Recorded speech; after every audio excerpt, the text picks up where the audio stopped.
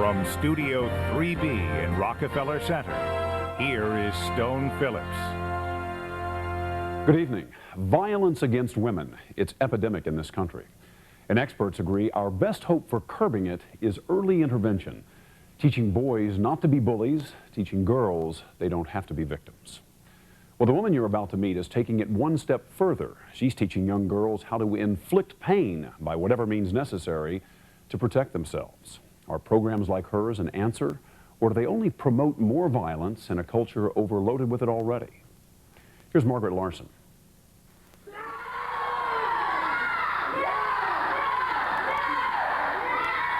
These little ladies are learning some unladylike things. How to stop, hit, kick, and kick hard. Run! I need help! No, it's not judo or karate. No! These 5 to 12-year-olds are taking a weekend class called Impact Personal Safety, No! though it could be called Street Fighting 101. For companies that teach these classes at schools or in private lessons in 14 states, the demand is growing every year. I want to promise from each of you that you'll only do this if you're in danger. The instructors are padded from head to toe, so the girls practice hitting full force. No! For many, it's the first time they've ever hit anyone. Kick him in the groin! Get him! Run! It may seem radical, even unnatural, but the program's basic idea is this. No! The best way to prevent violence against women and girls is to teach them from a young age how to say no. No! And how to back it up And get ready. if they have to. 9-year-old Allison's parents signed her up for this one-day class after she was roughed up at school by a boy. One day he put his hands around her neck and he choked her. He choked her? He choked her. It was the last straw. In a year of bullying, Allison's parents couldn't find a way to stop. Why do we use that? They had told her to try reasoning with the boy or ignoring him. Did you feel like you'd failed? I kind of felt like I gave her the wrong answers. All the tools I gave her didn't work. No! No! Today, Allison is being taught another option. You lift your whole body and stomp right on the foot.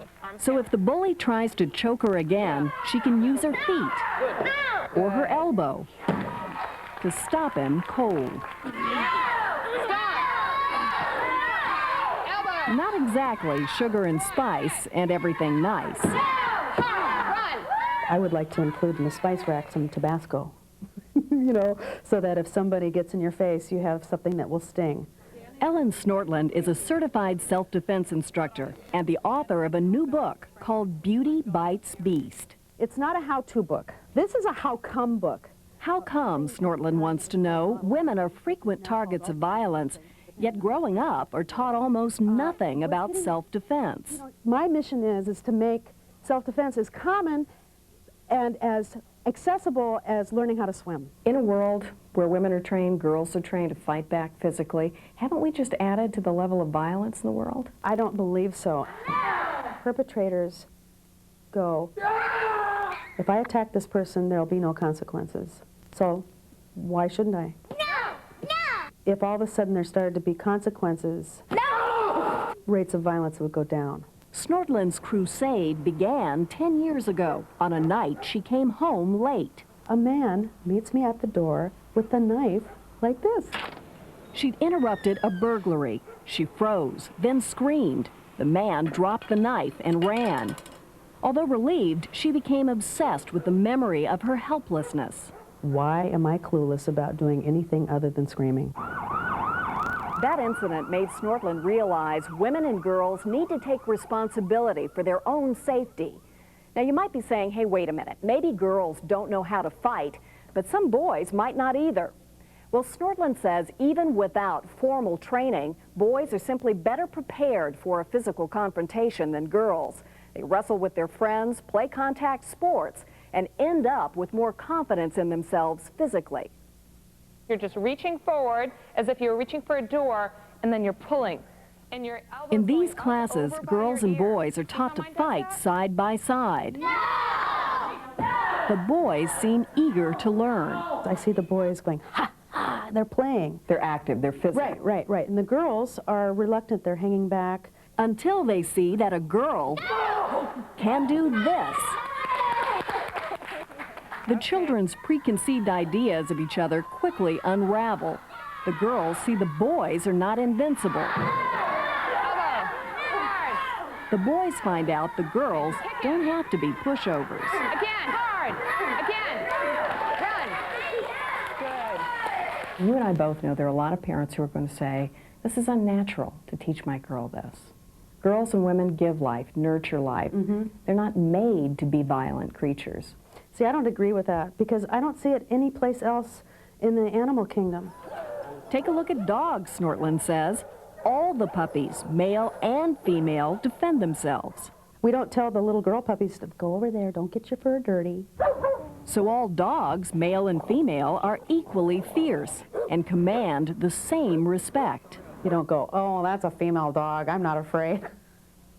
Is it possible that you're going to teach girls just enough to get them into trouble, to get them into circumstances they can't handle? My experience is that when people have skills or knowledge, they're more discerning. I liken it to swimming. If you know how to swim, you know if the water's too deep or too rough for you. If you don't know how to swim, you're more apt to take foolhardy chances. But is it realistic to believe a small girl can beat up a bigger boy or a man? Maybe not, but the object here is not to win a fight, but to learn to break a grip and run for help. A deer would run the other way. Well, I'm going to too. But a deer, when it's cornered, will give you a real bad time. I didn't expect to see him that aggressive. I was amazed the way how she could hit so strong. It all seems to work pretty well in the safety of a class with controlled, staged attacks. But what about real life, where kids have to be wary not just of strangers, but of people they know too, even other kids? I think anytime where you feel helpless, it's scary. 14-year-old Ariella attended her very first school dance 2 years ago, a then 7th grader out with her friends. We were excited and nervous and just, you know, it was special. It was a big deal. Yeah, it was. It was important. But instead of a junior high milestone, it turned out to be a traumatic evening that caused Ariella to avoid dances for almost 2 years. Shortly after she and her friends arrived at the gym, a group of 9th grade boys linked arms and surrounded them. Once in a while, they'd try to stick their hands like up our dresses or blouses or whatever. They tried to put their hands up your skirts? Yeah. The girls were trapped. Ariella could see fear on her friends' faces. Because, like, they didn't really know what to do at all. But Ariella did know. In fact, she'd taken self-defense training 4 years earlier, when she was 8. She says it made all the difference. When a boy reached up her blouse, she instinctively remembered what she'd learned. I just, like, stomped on his foot and then I, like, hit him with my elbow. And what did he do? He let go of the circle. He let go, and the girls got free. Something just clicks and you do something, you know. Parents who believe in this training know they're not making their little girls invincible. But they believe a little less sugar and a bit more spice might be just the recipe for a safer world. Proponents of these programs say when girls learn self-defense, their self-esteem goes up, and as a result, they're less likely to be singled out as victims. For more information, check out our Dateline website. The address is www.dateline.msnbc.com.